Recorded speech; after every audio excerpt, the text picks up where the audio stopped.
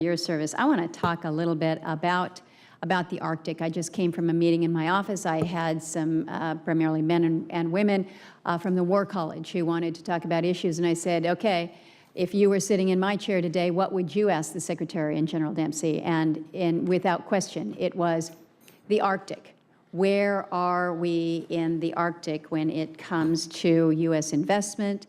The general opinion is that whether it's talking about icebreakers or communication infrastructure or even wheeled vehicles that can operate in Arctic environments, the United States may be 40 years behind depending on who you're talking to.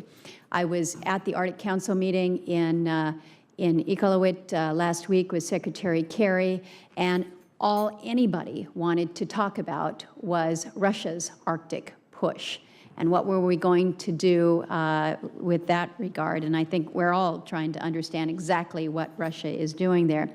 We've had plenty of Arctic studies. We had Secretary Hagel completed an Arctic strategy. We've got a few expenditures that are out there with respect to the Arctic, but I'm not aware of any comprehensive spending strategy to address how we deal with our national security deficiencies in the Arctic. And I know that Northcom is working on a paper to identify some of our national security needs in the Arctic. I think it's a little bit vague at this point in time as to whether it's a full-fledged O-plan or whether it's simply a planning document. I think we're beyond the time to be doing plans, and quite honestly, I'm not really interested in more studies. I think that we need to be moving forward. So the question to you, Secretary Carter, General Dempsey, is if this committee were inclined to give you some meaningful guidance here on how we would move forward to implement an Arctic national security strategy within this bill, what do you suggest we do? Because I think we agree we have plenty of issues from a military and from a defense and a national security perspective up in the Arctic, but other nations are looking at us and saying, where's the United States? How do we respond?